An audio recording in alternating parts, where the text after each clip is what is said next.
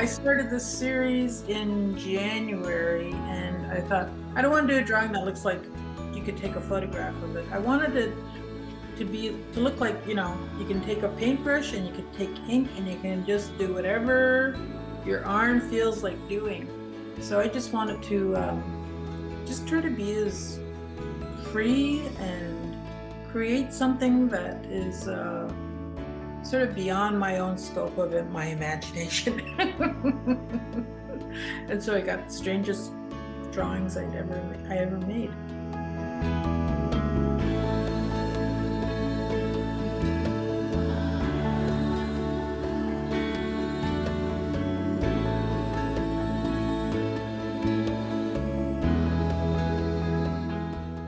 When I originally did this piece, I did 8x10s, and I believe there's 6 of them. And on top of the images, I wrote the text.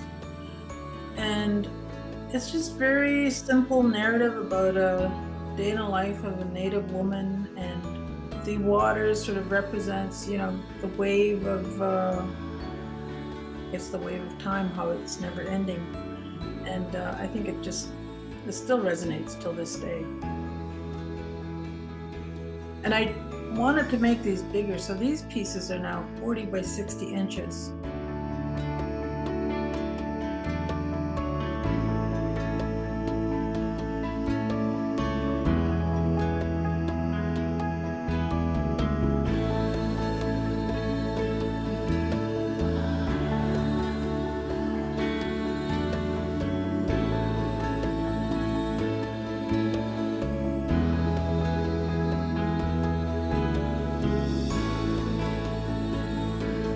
With landscape, I don't want to do like a landscape that looks like a photograph.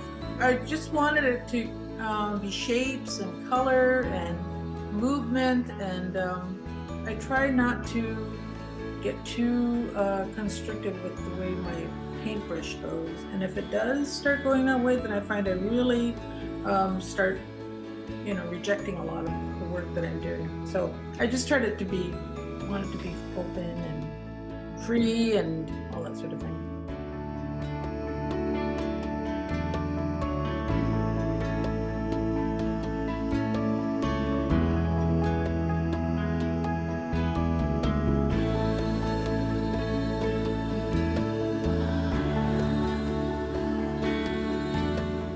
I asked my granddaughter to pose for me for this piece, and I wanted to use her face, and I just wanted to have this really playful look at, my imagination of what a young Indian brain would look like. And so on one side we get sort of the, abstract synapses going on, and on the other side it's landscape.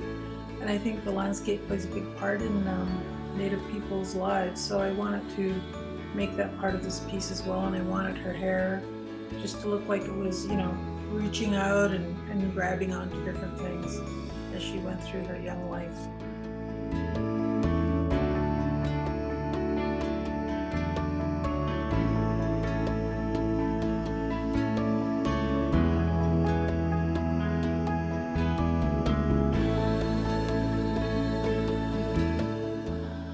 I bought these a long time ago, these toys, and I had them forever in my closet, and I'd always take them out, look at them, and think, what am I going to do with these guys?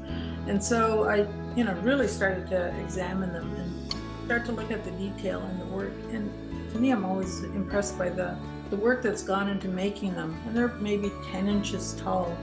And so, if you look at things long enough, you become kind of attached to things. And so with these things, I wanted to give them a life of their own. And I've given them a life, I've given them a title, I've given them an environment in which they're performing or doing what they do. And it was a very fun little series to do. And I got that one so wrong, I remember, because I thought that it was a condemnation. And you said, no, everybody's a critic. I'm doing this opposite thing, right? I'm saying these are great portraits as opposed to, stereotyping. Right, yeah. Well, I think sometimes too, I like to think of my work as like when people are looking at it, I don't want them to feel angry. I want them to feel relieved that they can look at these things and hopefully enjoy them as much as I do.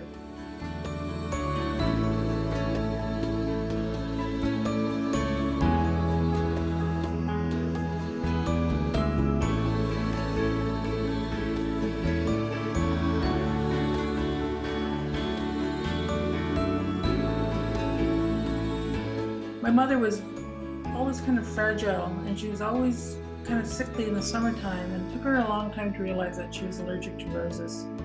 And with this work, I wanted to give her a sense of safety. My mother's passed on now, but something as delicate as a rose could really, send her to the hospital for weeks because she was a terrible asthmatic. And so by doing this, I wanted her to be safe, and I wanted her to be in an environment that was kind of expressive of beauty and love.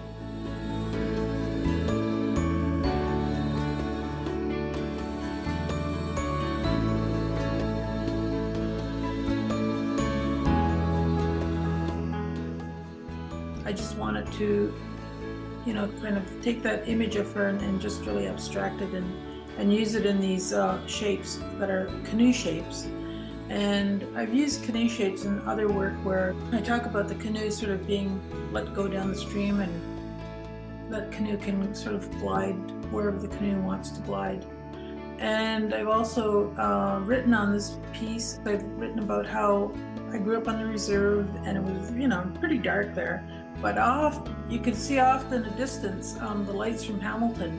And so, at night you see this light way off, and I imagined what was going on in the city of Hamilton, like concerts and parties and all kinds of crazy stuff, but fun stuff. And I thought, oh, I'd love to be there. And then, of course, you grow up, and I'm in a city now, and you get to the source where the light's coming from, and you realize, well, it's not that much fun, and there's not too much going on. It's just constant light. And now that I'm living in, it's not a really brightly lit city or anything, but I kind of crave that darkness that I used to envy other people being in the brightness, I should say.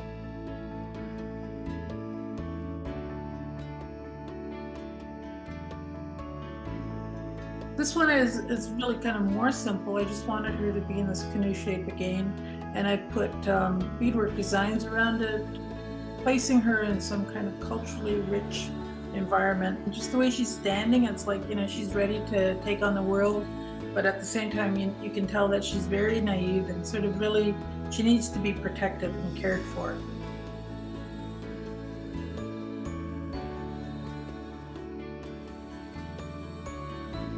I really like the Indian head nickel, even though it's been criticized because, the maker of the Indian head nickel took 4 men to make the nickel, or the Indian head. And I just questioned, why did it take 4 men?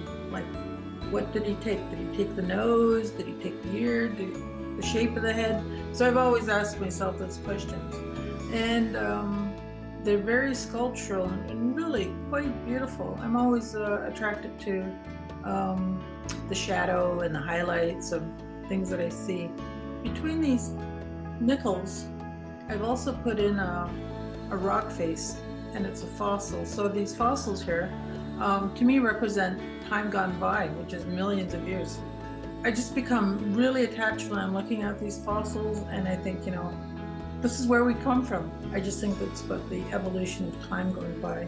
Behind the images, I put water, and the other one has sky, and the other one has land. I wanted the 4 elements to also be part of this series, and just sort of showing, behind the machinations of monetary value with money, there's also things that we have to consider that's really worth our while and worth looking after, which is the land, the water, the air, all those things that quickly get bulldozed down and run over, when it comes to money.